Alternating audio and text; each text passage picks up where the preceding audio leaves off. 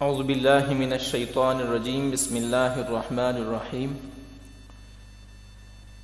معزز طلبہ اور طالبات اور محتشم سامعین، السلام علیکم ورحمۃ اللہ وبرکاتہ۔ 17 رمضان المبارک اور 2 ہجری اور جمعے کا دن، اتفاق سے آج بھی 17 رمضان المبارک اور جمعے کا دن ہے، اور 2 ہجری کو جس دن غزوہ بدر پیش آیا تھا اس دن بھی 17 رمضان المبارک کے دن جمعہ کا دن تھا۔ قرآن مجید میں اس دن کو یوم الفرقان قرار دیا ہے، چونکہ اسی دن پہلی دفعہ حق اور باطل مسلح صورت میں آمنے سامنے ہوا، اور اللہ رب العزت نے مسلمانوں کو، حق کو ایک بے مثال اور شاندار فتح عطا فرمائی، حق کو غالب کر دیا اور باطل کو مٹا دیا۔ حق اور باطل کے درمیان فرق واضح ہو گیا۔ اس جنگ میں مسلمانوں کی تعداد 313 تھی، جن کے پاس صرف 2 گھوڑے، 70 اونٹ، 6 زرہیں یعنی لوہے کا جو جنگی لباس ہوتا ہے، اور 8 تلواریں تھیں، جبکہ ان کے مقابلے میں لشکر کفار 1000 افراد پر مشتمل تھا، جن کے پاس 100 گھوڑے اور 700 اونٹ اور کثیر تعداد میں آلات حرب موجود تھے۔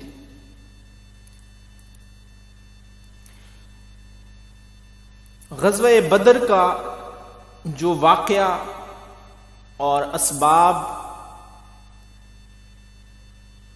اور جنگ کی جو تمام تر تفصیلات ہیں، وہ تو آپ لوگ میٹرک کی سطح پر سورہ انفال جب آپ ترجمے کے ساتھ وہاں پہ پڑھتے ہیں تو آپ کو معلوم ہے، جو اسٹوڈنٹ احباب ہیں۔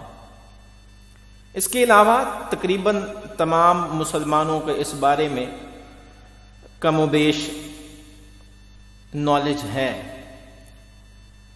آج کے دن ہم صرف اور صرف غزوہ بدر کا پیغام کیا ہے، آج کے دن میں ہم غزوہ بدر سے کیا سیکھ سکتے ہیں، ہمارے لیے اس میں چھپا ہوا راز کیا ہے، اس کے اوپر فوکس کرتے ہیں۔ تو سامعین ذی وقار، غزوہ بدر کا پیغام یہ ہے کہ دنیا اور آخرت کی کامیابی رسول اللہ صلی اللہ علیہ وسلم کی محبت اور اطاعت میں ہے۔ اللہ تعالیٰ نے یوم بدر کو یوم فرقان یعنی حق و باطل کے درمیان فرق کرنے والے دن کے نام سے تعبیر فرمایا ہے، کیونکہ غزوہ بدر اہل ایمان کی فتح و کامیابی کا دن ہے۔ اس دن ضد، تکبر، ہٹ دھرمی اور تکفیری بت پاش پاش ہوئے، اور اللہ تعالی نے ایمان اور یقین والوں کو سرخرو اور باوقار بنایا۔ غزوہ بدر میں اللہ رب العزت نے اطاعت امیر کے بے مثال مظاہرہ کرنے والے مومنین کو فتح عطا فرمائی۔ تو سبق یہ ہے، آج بھی اگر ہم اسوہ رسول صلی اللہ علیہ وسلم پر صحیح معنوں میں عمل پیرا ہو جائیں تو غیب سے فتح و نصرت ہماری مدد کو پہنچے گی.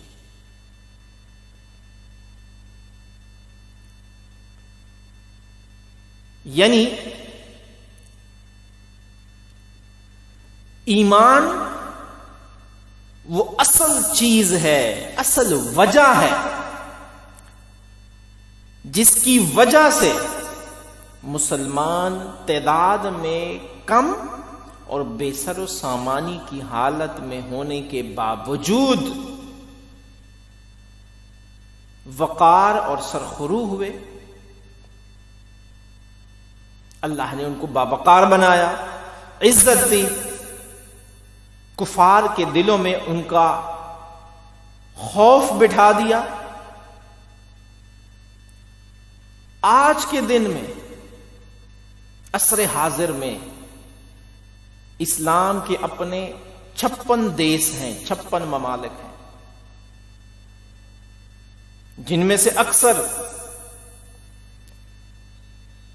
مال و دولت کے منبع اور مراکز ہیں.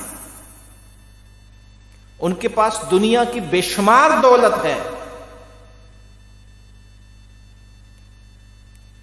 اور اس کے ساتھ ساتھ اسلامی ممالک میں ایسے بھی ملک ہیں جن کی بہت بڑی تعداد میں لشکر اور فوجیں موجود ہیں، تربیتی یافتہ ٹرینڈ فوجیں موجود ہیں، بلکہ ایٹمی طاقت بھی اللہ تعالی نے بنایا ہے. لیکن ان سب مال و اسباب اور ظاہری قد و قامت کے ہونے کے باوجود بھی آج کا مسلمان کفار کے سامنے ایڑیاں رگڑنے پہ مجبور کیوں ہے؟ اس کی صرف ایک وجہ ہے، اور وہ ہے ایمان کی دولت. ایمان کی دولت.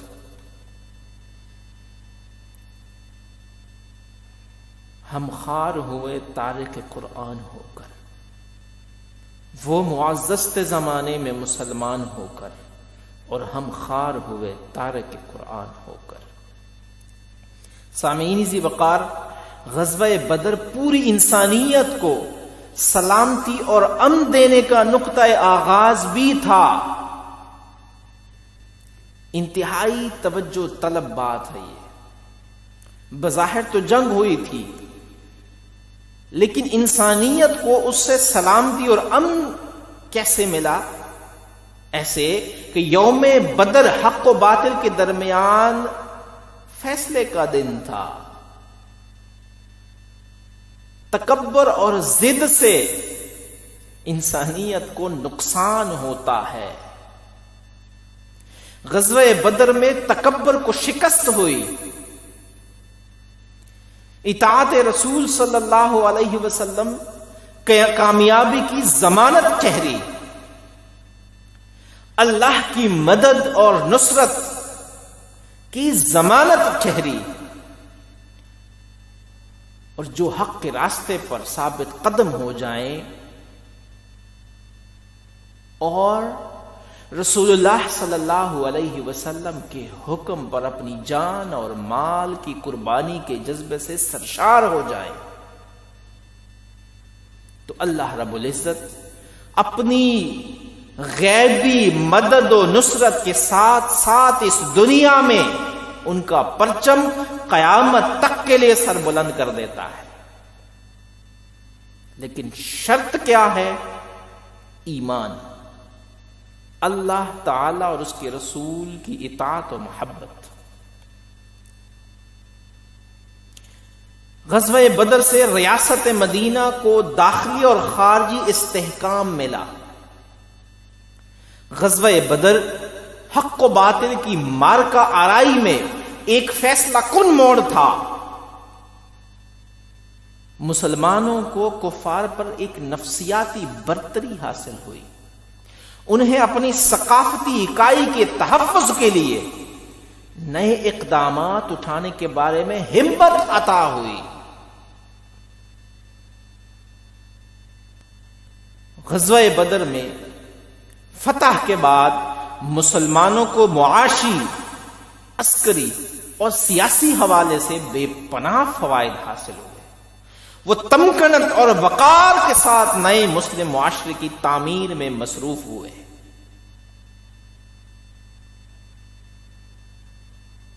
غزوہ بدر اصل میں اہل ایمان کی فتح اور کامیابی کا دن ہے۔ سامعین ذی وقار، غزوہ بدر میں مسلمان بظاہر تو بے سر و سامان و تعداد میں کم تھے، مگر ایمان و اخلاص کی دولت سے مالا مال تھے۔ ان کے دل آقا کریم علیہ الصلوۃ والسلام کے عشق و محبت اور جذبہ اطاعت سے لبریز تھے۔ یہی وہ اسباب تھے جنہوں نے اس معرکے کو یادگار اور قیامت تک کے لیے مسلمانوں کی کامیابی کے لیے ایک مشعل راہ متعین کر دیا ہے۔ اللہ تعالیٰ سے دعا ہے ہمیں بھی حضور نبی کریم علیہ الصلوۃ والسلام کی محبت، اطاعت کا جذبہ عطا فرمائے۔ آمین۔